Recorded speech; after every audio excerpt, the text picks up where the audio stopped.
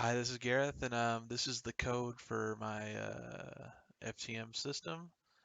So we had to include three packages here, one wire, um, which helped with sending the data through digital pin 7. That's the one I chose. Dallas temperature, it's a built-in package.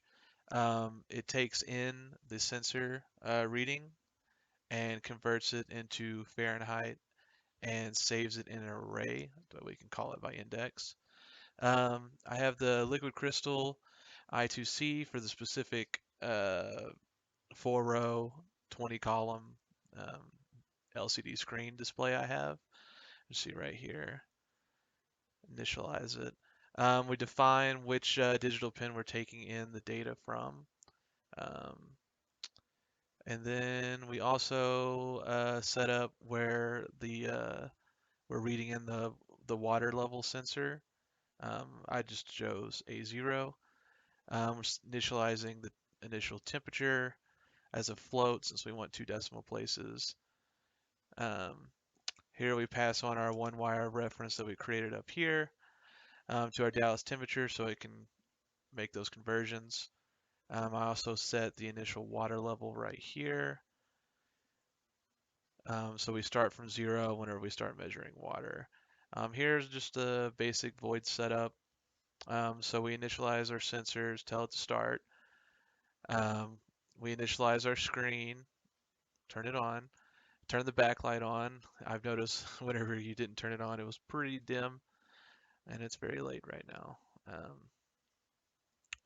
Here we're just setting up basic constant displays. Like these aren't really ever going to change.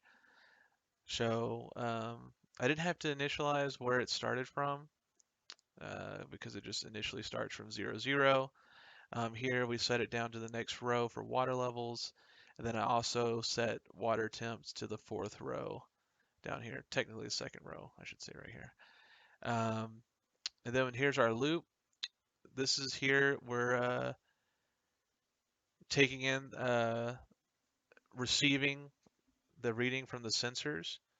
Then we are calling it from index 0 since it's the only one there. Like specifically if for this DS18 waterproof sensor, it's a what do they call it? They call it a I think it was like a one wire bus, meaning that you could like set up 3 or 4 of these if you wanted. So if you had like three, there'd be 0, 1, and 2 to get specific readings, which would be cool for a fish tank.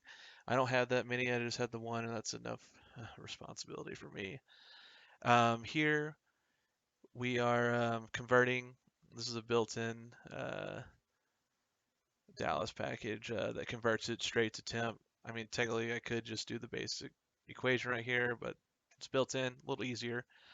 Um, Here we're reading in the analog data for our water level. This was kind of weird for some reason. It says it's supposed to be 0 to 500 value, but depending on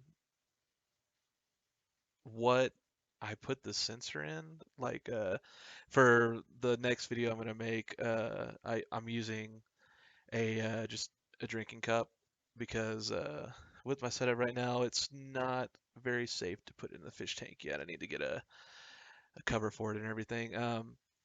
But it was weird. I'm not sure if this is just coincidence, but the non-clear cups would give me values between 0 and almost 800. Glass cups gave me between 0 and 350. So depending on what I was going in, I had to adjust what parameters I wanted to set this as. And then here I just have a couple of serial testing values for whenever I was setting it up.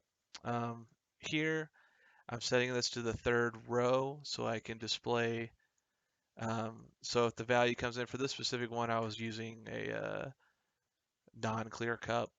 And so I set it to where 650 seemed to be a good halfway mark on my water sensor. So if it, greater than 650, water level's good. Below that we need to add water. So it just, depending on what the reading is, we'll get different outputs. The next one I set to row 4 since we had something in row 4 already. I just moved it over with one space in between. So we started at column 14, row 4. Um, Here, if the sensor, I had a hard time because I initially didn't use